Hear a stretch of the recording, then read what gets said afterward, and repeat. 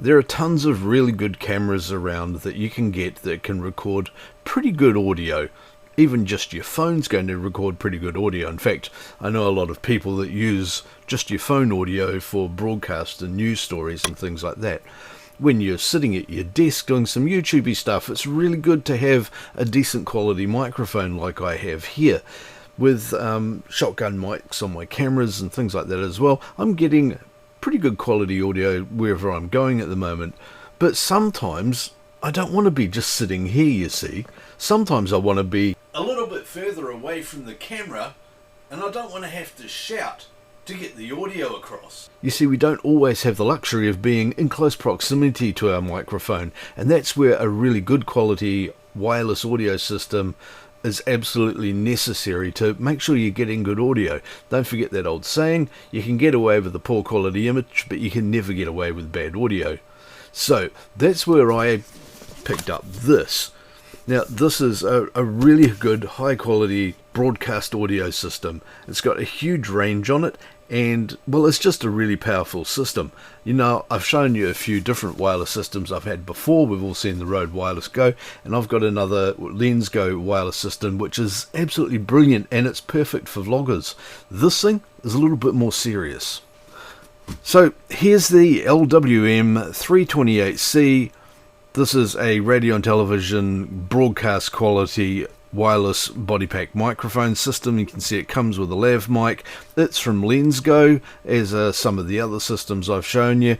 And well, let's just get this out of the box and have a look at it. In here we've got your usual booklet and a bit of a thank you letter thing here as well, with some other products and things that you can get. Now, this is the single sender and single receiver kit. You can get another kit that has two senders and a receiver. In here we've got a bag full of accessories, and let's just pull these things out and have a quick look at them.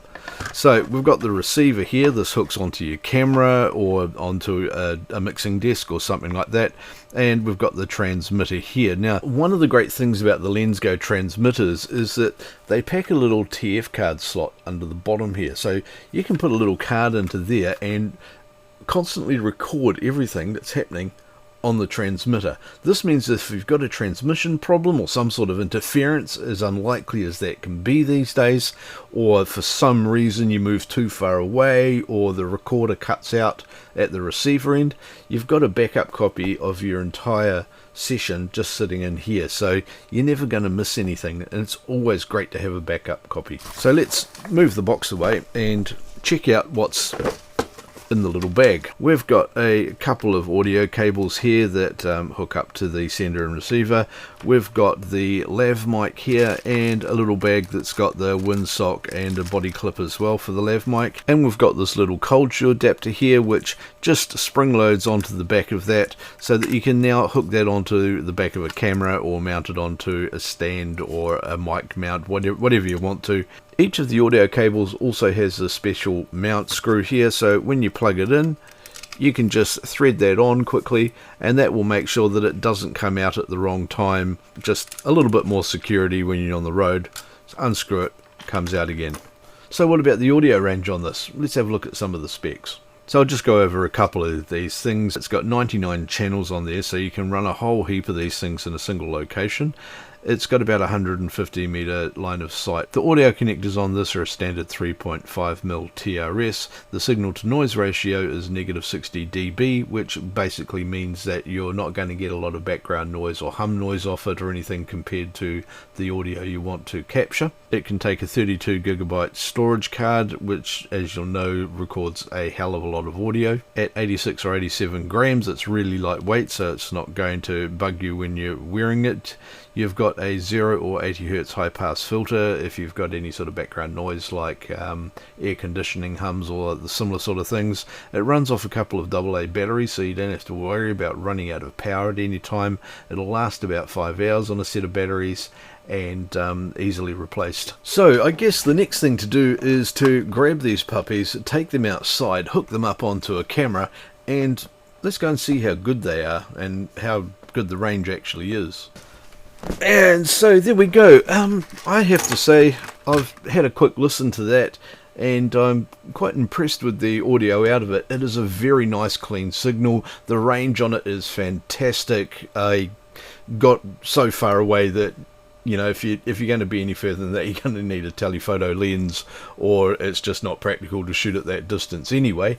And had absolutely zero problem with it. So if you want to get yourself a set of these, there is a link in the description below. Highly recommend going and having a look at that, and also check out everything else that LensGo has got as well. They've got a fantastic range of microphones. I'm using LensGo microphones right through my studio now. I have a few Rode microphones I use as well that I've got, but this microphone that I'm using as my studio mic at the moment, and the other ones around the studio, I've largely replaced with the LensGo ones, so I highly recommend them. Do have a look at the site, and if you get anything, use the link I've got below. Let's have a quick look at how we can mount this on the camera and set it up quickly, and a quick squiz through the menu options as well. First of all, I need to put a battery in. I'm using the transmitter here, and I'm going to hook it onto this camera in a second.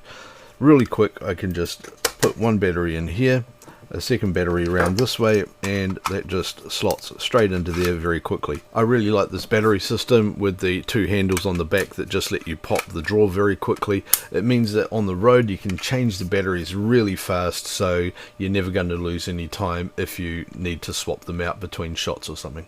I've mounted the cold shoe adapter to the back of the transmitter here, so I can just put that into the cold shoe on the camera cage, just like that, and we're all ready to go. Now on the top of the transmitter there's this little power button, so I'll just push that in and the menu screen pops up.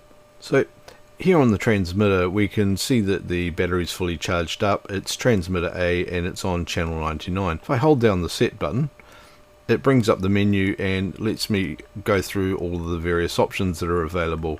Obviously the first one is the channel, where I can go into there and change the channel if I want to. You can set them up into frequency groups. There's a power key lock to stop you from turning it off. The mic gain can be set in here, so you can increase or decrease the gain on the microphone so that you can control the quality of the noise coming through depending on the user's voice. The LED menu lets you set a delay on when the backlight on the screen goes on and off, and in here you can turn the low cut on and off as well. If you've got some sort of hum in the background or something like that, if you turn the low cut off, that will reduce the amount of background noise.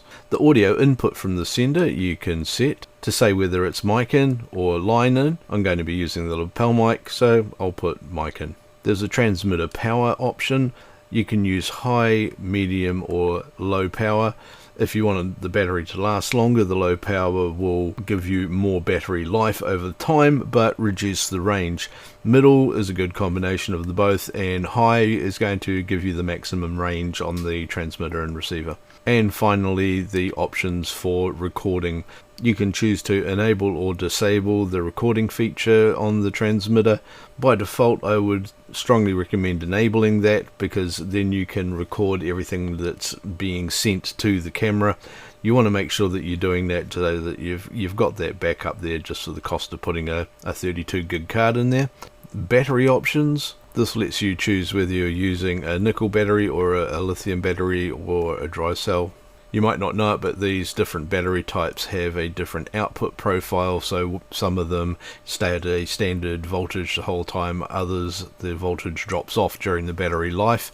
This here lets the device manage the battery better so that you never end up with low spots or bad recording or anything like that. Finally, there's settings for language and a reset option and exiting the menu. So that gives you a lot of control over the operation of the transmitter. The receiver, so here you can see I've got one transmitter running, it's on channel 99 and it's got full battery. You can see that receiver also has full battery and that I don't have anything coming in on channel 2, though I will get another sender for this set.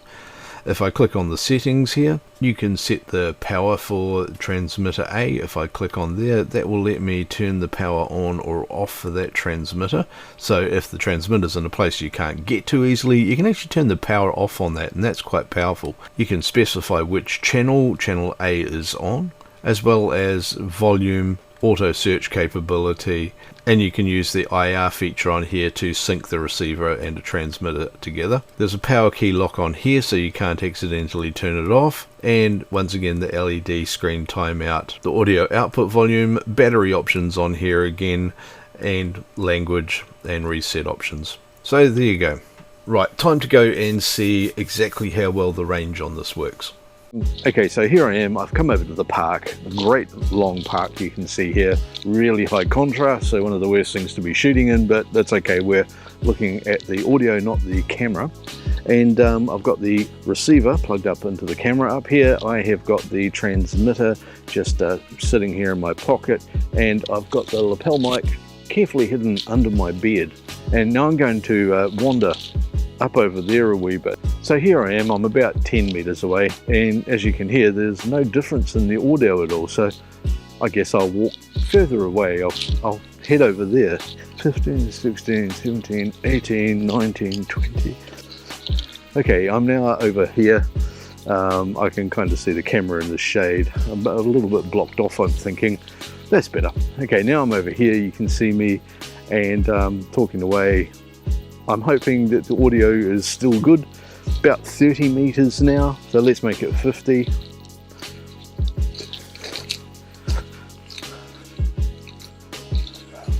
Okay, this is 50 meters away, and I don't think you can actually see where I am. Oh, yeah, 50 meters away roughly now, so quite a long distance. You know, it's kind of ridiculous needing to go any further than this, to be honest. The hall that we record sports in isn't this long.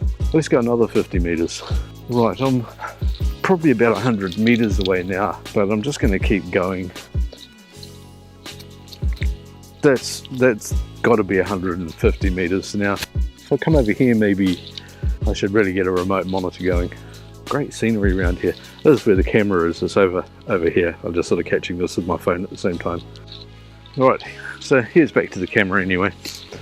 And so there you go. There's a good audio example. See what happened. I'll take this back now. I'm going to listen to a bit of it on the way. Okie dokie. I am very, very happy with that. This has worked beautifully. I've just had a quick listen to the audio on the camera on my way back, and the sound quality is fantastic. The range is fantastic. I've got no compunctions about using that lapel mic that comes with it. I will try this out at some stage with other lapel mics, but I'm not too fussed. I also want to try putting a separate mic. You don't have to run these just onto a camera either. You could hook them up into an ATEM Mini, and you could run a couple of these in and get 4 different channels of audio going from 2 receivers and 4 transmitters, for example. There's all sorts of different things you can do with these wonderful devices. Anyway, if you want to get a set of these for yourself, there's a link in the description below to the LensGo site. It's an affiliate link, which really helps my channel out as well. Have a look through the rest of the site. It's not just these there's a whole range of different things for different scenarios, so have a look around the site and buy whatever you like. Get heaps of stuff. Have a really good day of it.